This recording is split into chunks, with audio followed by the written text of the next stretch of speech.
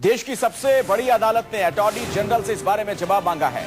Court ने कहा कि लोकसभा में नेता विपक्ष के लोकपाल के चयन पर सवाल उठ सकता है। अगर नेता विपक्ष का पद नहीं होगा तो तमाम जो महत्वपूर्ण नियुक्तियां होती हैं वो आखिर कैसे होंगी? क्या उसमें विपक्ष की कोई भूमिका नहीं होगी? सुप्रीम कोर्ट के चीफ जस्टिस ने यह टिप्पणी की है और 4 हफ्ते में सरकार से इसी मुतल्लिक जवाब मांगा गया है। लोकतंत्र के लिए नेता विपक्ष का पद काफी अहम होता है, यह टिप्पणी भी की गई है सुप्रीम कोर्ट के मुख्य न्यायाधीश की तरफ से। लिहाजा इस बारे में 4 हफ्ते में अपना जवाब कोर्ट के सामने सरकार रखे, यह कहा है अदालत ने। आपको बता दें कि लोकसभा अध्यक्ष ने इनकार कर दिया था इस बात से कि नेता विपक्ष का पद मिलेगा कांग्रेस को। नियमों का हवाला दिया गया, कहा यही गया कि जो टोटल स्ट्रेंथ है लोकसभा में उसका 10वां हिस्सा होना चाहिए, तभी यह पद, नेता विपक्ष का पद किसी भी पार्टी को मिल सकता है। मामला अदालत में पहुंचा और अदालत की तरफ से, सुप्रीम कोर्ट की तरफ से यह कड़ी प्रतिक्रिया जाहिर की गई है। हालांकि लोकपाल से जुड़े एक मामले में सुनवाई के दौरान यह बात कही गई।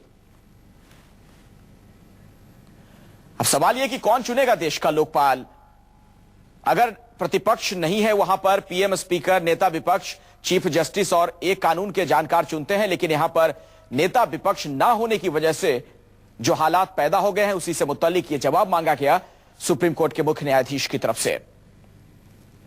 4 हफ्ते का वक्त दिया गया है अटॉर्नी जनरल को।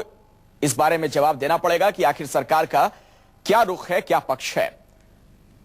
जैसा कि हमने आपको बताया, स्पीकर की तरफ से पहले ही मना कर दिया गया है, साफ साफ इनकार कर दिया गया है नियम कानून का हवाला देते हुए।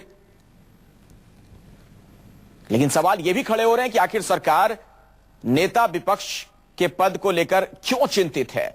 स्वस्थ लोकतंत्र में बड़ी भूमिका होती है विपक्ष की भी। मनीष सिसोदिया ने क्या कुछ टिप्पणी की है, वो सुनिए जरा।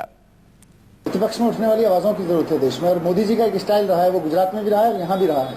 मोदी जी ना तो प्रतिपक्ष को पसंद करते हैं और ना प्रतिपक्ष में उठने वाली किसी आवाज को पसंद करते हैं। जब भी वहां विपक्ष में आवाजें उठती थी वो एनकाउंटर करा देते थे, उसकी वजह से आज 35 IPS जेल में पड़े हुए हैं। यहाँ भी जब विपक्ष में आवाजें उठी, छात्रों ने आवाज उठाई तो उन्होंने उनको रात में डंडे से पिटवा दिया, पुलिस बल से पिटवा दिया। मोदी जी विपक्ष में उठने वाली आवाजों को पसंद ही नहीं करते हैं। तो लोकतंत्र के लिए ये एटीट्यूड ठीक नहीं है। मुझे लग रहा है कि अगर मोदी जी को कांग्रेस या उन सबके गणित में फेल लग रहे हैं तो कोई व्यवस्था तो होनी चाहिए कि संसद में, देश की संसद देश के मुद्दों को रखने वाली सबसे बड़ी पंचायत है, वहां अगर एक आवाज पक्ष में उठे तो उसके विपक्ष में सोचने वाले लोग और उसके विपक्ष में बोलने के अधिकारी लोग भी होने चाहिए।